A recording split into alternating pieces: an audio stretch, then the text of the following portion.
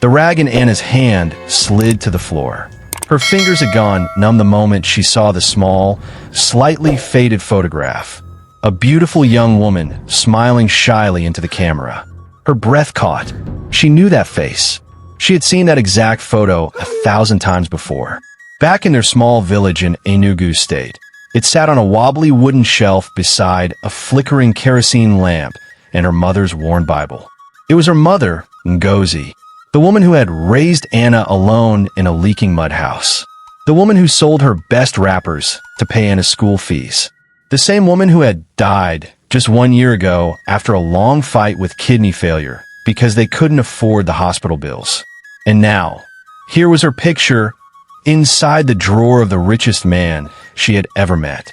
Chief Dominic Obinna, owner of Obinna Group Holdings, was her employer. Anna worked in his mansion as a housemaid, mopping floors and polishing his shelves. She hadn't meant to snoop.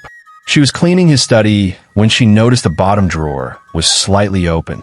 She pulled it gently, expecting to see old files or pens.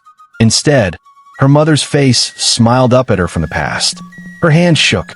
Her heart raced. Why would her billionaire boss have this photo? The soft creak of the door made her jump. She spun around, clutching the picture to her chest. Chief Obinna walked in, removing his wristwatch. At 52, he carried himself with the calm authority of a man who had built empires. His eyes fell on Anna's trembling hands. "What are you holding?" he asked gently. Anna swallowed hard. "Sir, I found this in your drawer." She turned the picture toward him. He froze. For a moment, his face was unreadable. Then the color drained from his cheeks. The man who never flinched in boardrooms looked like he'd just seen a ghost. His wristwatch slipped from his hand, landing on the desk with a soft thud. Where did you find this?" he whispered. "In your drawer, sir," Anna said. "She's my mother. Her name was Ngozi." Chief Obinna's eyes softened, then filled with something like shock and regret. "Ngozi," he murmured, almost to himself. It was a name he hadn't said in 20 years. Memories rushed back. A quiet club in Lagos, a warm laugh, and a pink scarf around her neck. He had lost his phone the very next day, never able to reach her again. "She told me she met my father once," Anna continued softly. She gave him this photo, but never saw him again. His phone stopped working. She waited and waited. Obinna's voice broke. I didn't know she was pregnant." Before Anna could respond, he called for his driver. "We're going to the hospital. Now." "Why?" she asked, heart pounding. "Because if what you're saying is true, you're my daughter." Within minutes, Anna and Chief Obinna were seated in the back of his sleek black SUV, the leather seats smelling faintly of sandalwood and power. Anna sat stiffly, her fingers gripping the photo so tightly it almost crumpled. Less than 2 hours ago, she was mopping floors. Now, the man she worked for was saying he might be her father. The driver, a tall man with a quiet face, didn't ask questions. His eyes stayed glued to the road, though Anna caught him glancing at her in the rearview mirror once. A look of curiosity and confusion. The city blurred past in flashes of traffic lights, billboards, and tinted glass. Anna kept replaying her mother's voice in her head. "One day, Anna, you'll know the truth. But until then, you must carry yourself with dignity." She swallowed hard, fighting the tears that burned behind her eyes. The car rolled through the gates of City Care Diagnostic Center, a glass-walled building that looked like it belonged in another world. The world of people who never had to sell their best wrapper to pay hospital bills. The waiting room was quiet. Too quiet. The ticking of the wall clock was louder than her heartbeat. A nurse in a crisp, white uniform approached. "Chief Obinna? This way, please." Anna followed, her worn housemaid uniform feeling even more out of place against the polished tiles. The nurse took their samples, just a quick swab from inside their cheeks.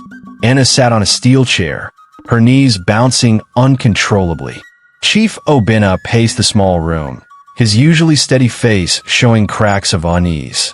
His red cap was now tucked under his arm, as if even it was not allowed to witness this moment. After what felt like hours, a young lab technician entered with a brown file. "Chief Obinna," he called. "Yes," the chief replied quickly. "These are your results, sir." Obinna took the envelope with hands that trembled ever so slightly. He opened it slowly, almost as if afraid of what he might see. Anna stood up without realizing it, her stomach twisting. His eyes scanned the page. His lips parted. Then, without a word, he turned the paper toward her. At the top, in bold letters, paternity result, positive. Probability of paternity, 99.99%. Anna's breath caught. Her knees buckled, but Obinna's arms shot out, steadying her. "You're my daughter," he whispered, his voice breaking. "You're really my daughter." Her lips trembled. "Mama, you were right," she thought silently. And then the tears came, hot, unstoppable, like a dam breaking. She clung to him, the smell of his cologne mixing with the faint salt of her tears. That evening, when the SUV pulled up to the mansion, Anna didn't enter through the servant's entrance for the first time. She walked beside Chief Obinna, through the grand front doors, past the chandelier that seemed to have its own sun trapped inside it. At the top of the curved staircase stood 3 women, all beautiful, well-dressed, and watching her with expressions she couldn't yet read. "These are my daughters," Obinna said, his tone carrying the weight of an announcement. "Linda, the oldest, Tonia, the middle child, and Ada, the youngest." The 3 descended slowly, their heels clicking like small gongs announcing trouble.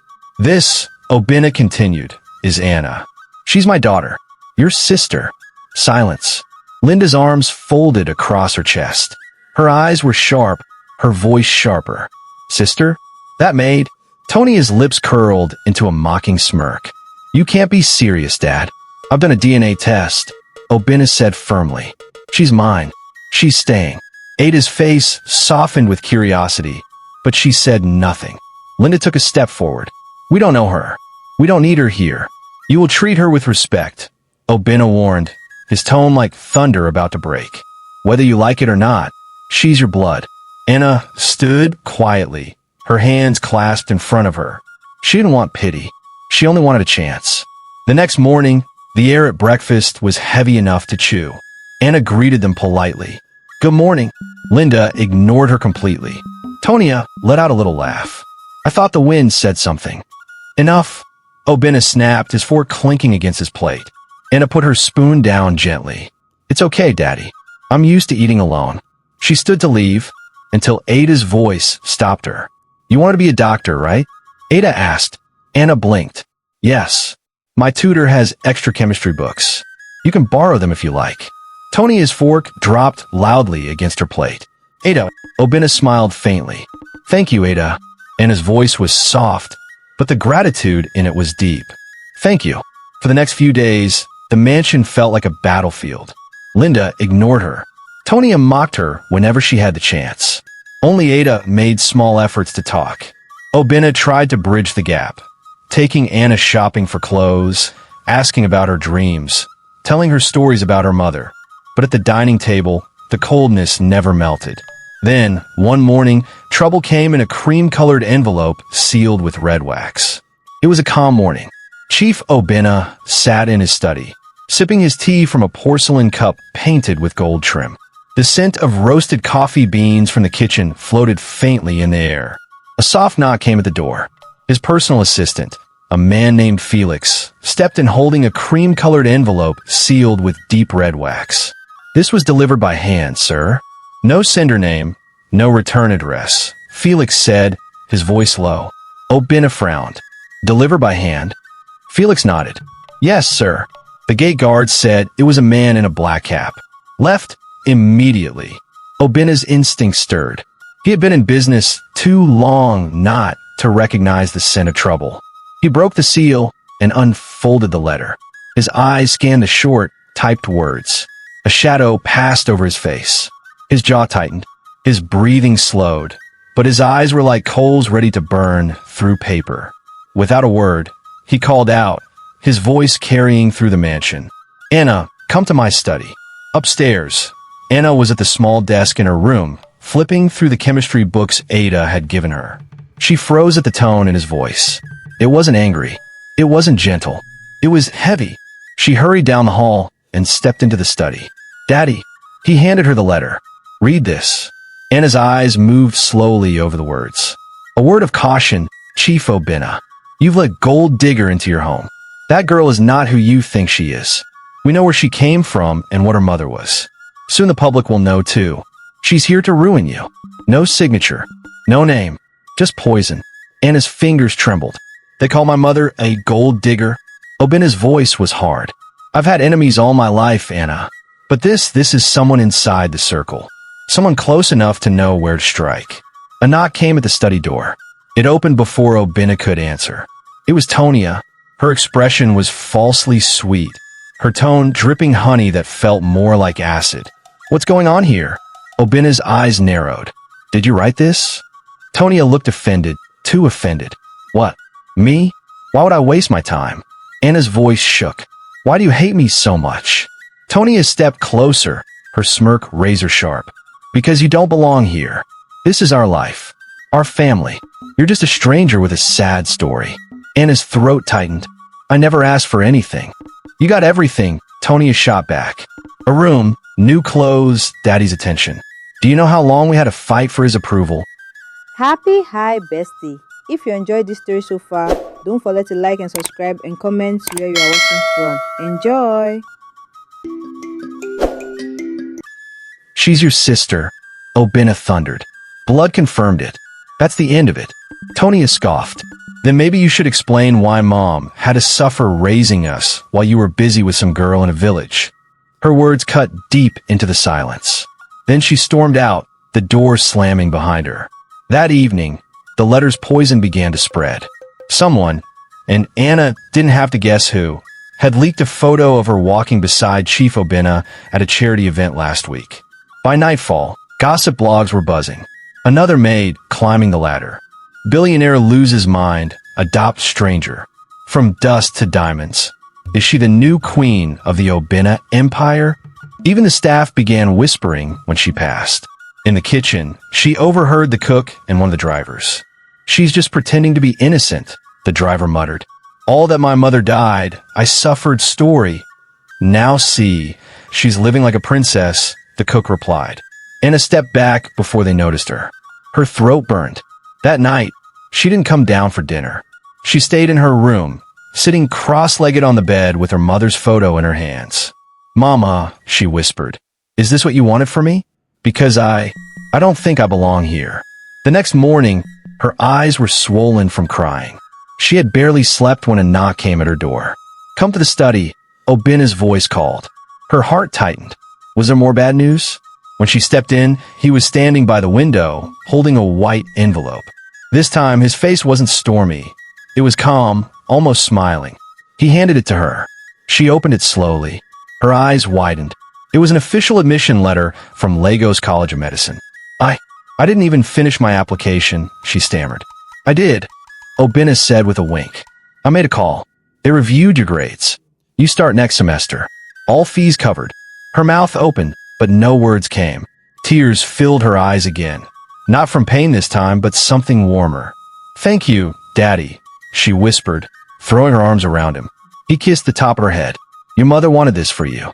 Now it's yours. The sun was already hot when the taxi pulled up in front of Lagos College of Medicine. Anna stepped out, clutching her admission letter and one small suitcase. The campus was alive with energy. Students rushing between lecture halls, their voices mixing with the sound of distant traffic. Anna took a deep breath. This was it.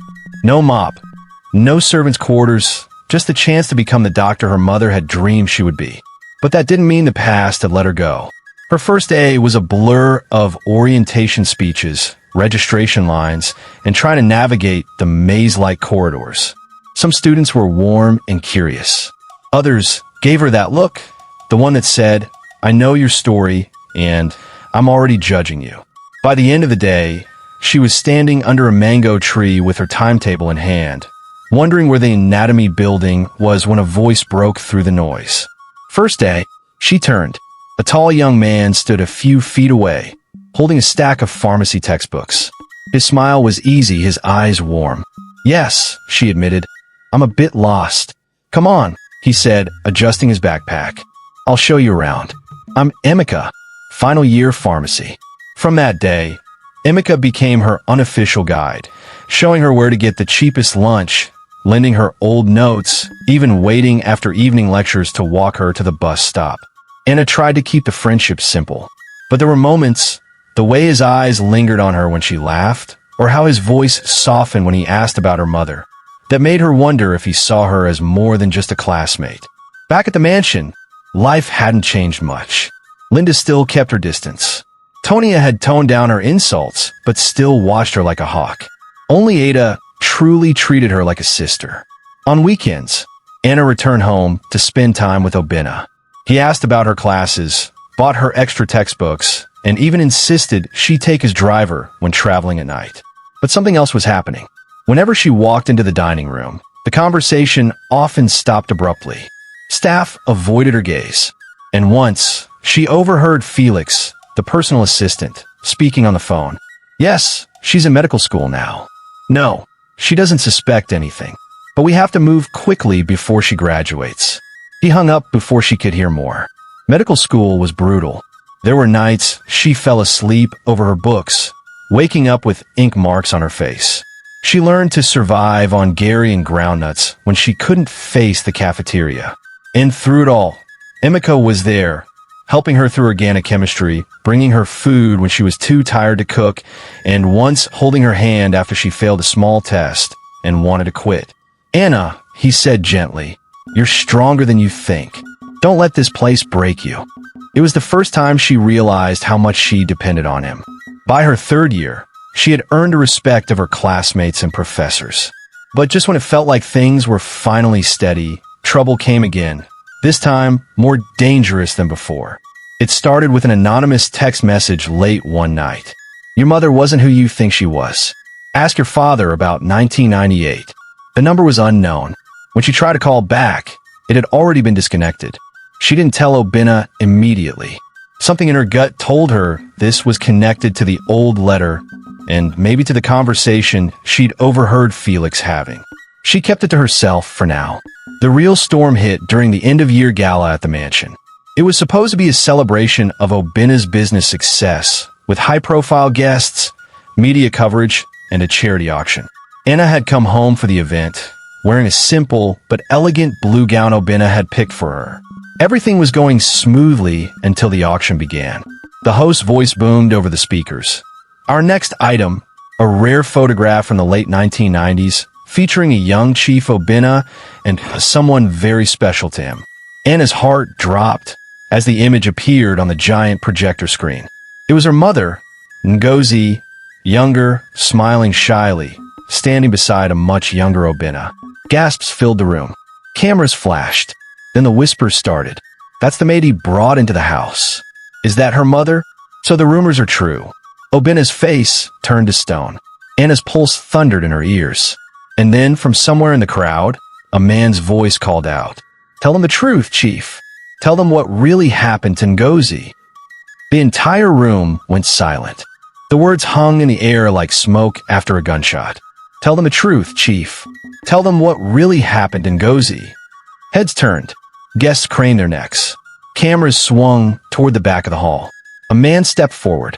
His skin was weathered, his shirt plain, but his voice carried the weight of someone who had been holding a grudge for decades. Obinna's jaw tightened. Who are you?